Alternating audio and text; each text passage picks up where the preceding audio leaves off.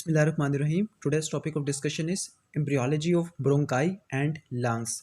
जब हमने देखा था कि लैरिंजोट्रैकियल ग्रूव जो कि फोर गट से बना था, लैरिंजोट्रैकियल ग्रूव ने लैरिंजोट्रैकियल डायवर्टिकुलम बनाया, डायवर्टिकुलम से रिस्पायरेटरी बड बना, रिस्पायरेटरी बड तीन एलिवेशन में डिवाइड हो गया। मीडियन एलिवेशन लैरिंजोट्रैकियल ट्यूब, जबकि जो दो लैटरल एलिवेशन थी उनको प्राइमरी ब्रोंकियल बड्स कहते थे। अब हमारी बात होगी प्राइमरी ब्रोंकियल बड्स की, जिसने ब्रोंकाई बनाना होगा। और ब्रोंकाई में भी प्राइमरी होगा, सेकेंडरी जिसको हम लोबार भी कहते हैं, सेगमेंटल ब्रोंकाई, टर्मिनल ब्रोंक्यूल्स, फिर respiratory bronchioles, alveolar ducts, alveolar sacs और एल्विलाई की फॉर्मेशन होगी। अब हम प्रॉपर तरीके से स्टार्ट करते हैं। प्राइमरी ब्रोंकियल बड्स कहाँ से बने? रिस्पायरेटरी बड की लैटरल एलिवेशंस थी। ये जो प्राइमरी ब्रोंकियल बड्स थे इन्होंने जाना होगा एक्चुअली प्लूरल कैविटी के अंदर, लेकिन एम्ब्रियो में प्लूरल कैविटी तो होती नहीं है। तो ये दो प्राइमरी ब्रोंकियल बड्स मूव करेंगे pericardio peritoneal canal. Actually pericardio peritoneal canal से ही प्लूरल कैविटी बननी है। कैसे बनेगी? दो फोल्ड्स होते हैं, एक फोल्ड को हम कहते हैं पेरिटोनियल प्लूरो पेरिटोनियल और दूसरे को बोलते हैं pleuro pericardial folds. Pleuro pericardial और प्लूरो पेरिटोनियल फोल्ड्स ने पेरिकार्डियो पेरिटोनियल किनाल को पेरिटोनियल और पेरिकार्डियल कैविटी से सेपरेट कर दिया। सेपरेट करने के बाद जो रीजन बचा जिसने लंग्स को ऑक्यूपाई करना है, जिसने expansion of primary bronchial buds को एकोमोडेट करना है, उस एरिया को बोलेंगे हम pleural cavity, specifically primitive pleural cavity. जो primary bronchial buds pericardio peritoneal canal के अंदर माइग्रेट करे थे, इनकी डिवीजन होगी। इनके डिवीजन के नतीजे में सेकेंडरी और टर्शरी ब्रोंकियल बड्स प्रोड्यूस हो गए।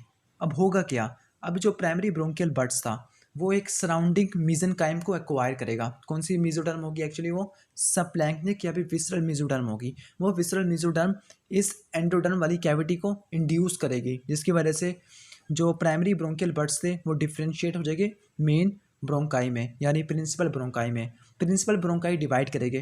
प्रिंसिपल ब्रोंकाई के डिवाइड करने की वजह से सेकेंडरी ब्रोंकाई की डिवीजन की वजह से टर्शरी ब्रोंकाई बनेंगे। जो मेन ब्रोंकाई होते हैं वो दो होते हैं, राइट एंड लेफ्ट। जो राइट साइड का मेन ब्रोंकस होता है वो रिलेटिवली लार्जर होता है लेफ्ट साइड की तरफ, और वो थोड़ा सा मोर वर्टिकल होता है। मोर वर्टिकल होने की वजह से जो फूड पार्टिकल्स होते हैं और जो कोई फ्लूइड मटेरियल होता है वो राइट ब्रोंकस में ज़्यादा लॉज होने के चांसेस होते हैं एज़ कम्पेयर टू लेफ्ट, क्योंकि वो ज़्यादा लंबा होता है राइट साइड वाला और ज़्यादा वर्टिकल पड़ा होता है।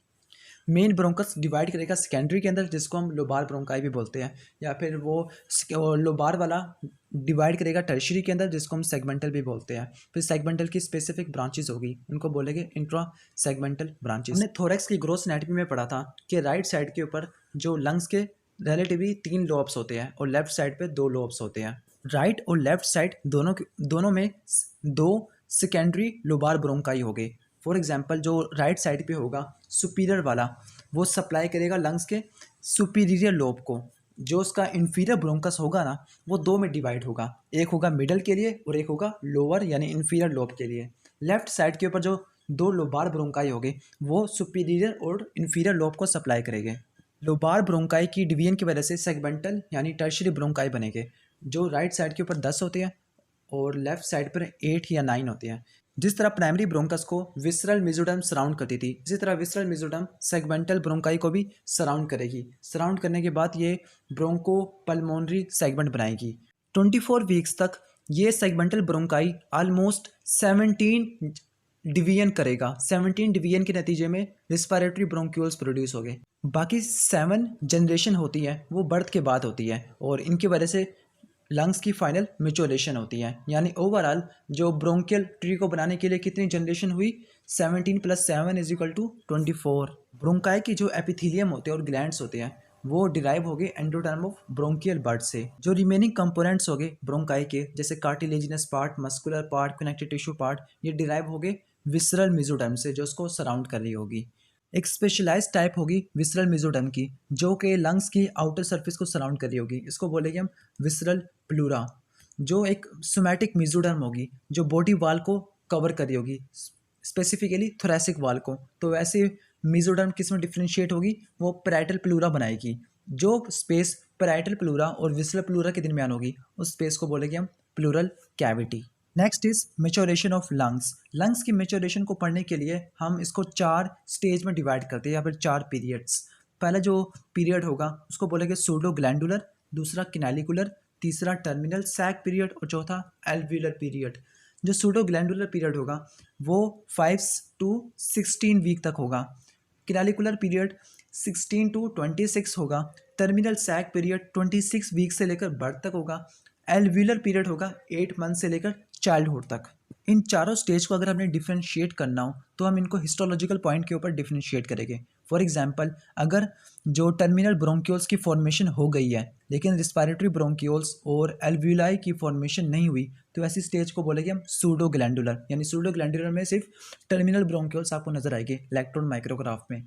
किनेलिकुलर पीरियड में जो टर्मिनल ब्रोंक्यूल होते हैं वो रिस्पायरेटरी ब्रोंक्यूल बनाते हैं और रिस्पायरेटरी ब्रोंक्यूल से एल्व्यूलर डक्ट, यानी अगर आपको फोटो माइक्रोग्राफ में रिस्पायरेटरी ब्रोंक्यूल्स और एल्व्यूलर डक्ट नजर आए तो उसका मतलब वो किनेलिकुलर पीरियड में है लंग्स की मेच्योरेशन। तीसरा स्टेज होगी terminal sac period. Terminal sac period में जो प्रिमिटिव एल्व्यूलाई प्रोड्यूस हो गए जो फंक्शन इतने ज़्यादा एफिशिएंट नहीं करते होंगे लेकिन अभी भी वो बन गए हैं, यानी अगर टर्मिनल सैक्स मिले और कैपिलरीज काफ़ी ज़्यादा क्लोज कनेक्शन करे तो ऐसी स्टेज को बोलेंगे हम terminal sac period. Alveolar period में होगा क्या, एल्व्यूलर पीरियड में मेच्योर एल्व्यूलाई की फॉर्मेशन होगी और एक proper blood air barrier create होगा। अब हम लंग्स की मेच्योरेशन की हर एक स्टेज को देख लेते हैं। पहली स्टेज का नाम है सूडो ग्लैंडुलर, ये होगी 5 टू 16 वीक। अगर इसमें हिस्टोलॉजिकल पॉइंट ऑफ व्यू से देखें तो इसमें जो लंग्स होगा वो एक एक्सोक्राइन ग्लैंड को रिजेंबल करेगा, जिसकी वजह से हम इसको कहेंगे सूडो ग्लैंडुलर स्टेज, क्योंकि लंग्स वैसे एक्सोक्राइन ग्लैंड होता नहीं है लेकिन वो रिजेंबल करेगा एक्सोक्राइन ग्लैंड से, तो हम इसको सूडो ग्लैंडुलर स्टेज बोलेंगे। और इसमें एक्चुअली रिस्पायरेटरी ब्रोंक्यूल्स की फॉर्मेशन और एल्व्यूलाई की फॉर्मेशन नहीं होगी, सिर्फ टर्मिनल ब्रोंक्यूल्स की फॉर्मेशन होगी। रिस्पायरेशन इस स्टेज में पॉसिबल नहीं है, अगर फीटस बॉर्न हो जाए इस पीरियड के अंदर तो वो सर्वाइव नहीं कर सकते। नेक्स्ट स्टेज इज किनेलिकुलर स्टेज जो 16 से लेकर 25 वीक्स तक होती है। इस स्टेज में होता ये है कि जो ब्रोंकाई होते हैं और टर्मिनल ब्रोंक्यूल्स इनका ल्यूमिन काफ़ी ज़्यादा बड़ा हो जाता है। दूसरी बात, जो लंग्स के टिश्यू है उसमें वेस्कुलराइजेशन भी ज़्यादा होती है, यानी कैपिलरीज की अमाउंट और नंबर भी ज़्यादा हो जाता है। तीसरी बात, सूडो ग्लैंडुलर स्टेज में बने थे टर्मिनल ब्रोंक्यूल्स। जो एक टर्मिनल ब्रोंक्यूल होगा वो 2 या फिर उससे ज़्यादा रिस्पायरेटरी ब्रोंक्यूल्स में डिवाइड हो जाएगा और एक respiratory bronchiole 3 to 6 alveolar duct में डिवाइड हो जाएगा। उस एल्व्यूलर डक्ट में थोड़े बहुत thin walled terminal sacs differentiate हो गए, लेकिन वो इतने सारे नहीं होंगे कि वो रिस्पायरेशन को प्रमोट कर सके। अगर जो फीटस बॉर्न होता है इस स्टेज में तो वो सर्वाइव उस सूरत में कर सकता है जब वो उसको काफ़ी हाईली केयर दी जाए, हाईली इंटेंसिव केयर दी जाए, वरना इसका सर्वाइव करना काफ़ी ज़्यादा इम्पॉसिबल होता है। और ये भी उस वक्त होगा जब वो 26 वीक यानी किनेलिकुलर स्टेज के एंड में, और इसके बाद जो तीसरी स्टेज आती है वो टर्मिनल सैक और चौथी आएगी एल्व्यूलर स्टेज। इनको हम सेपरेट वीडियो से कवर करेंगे।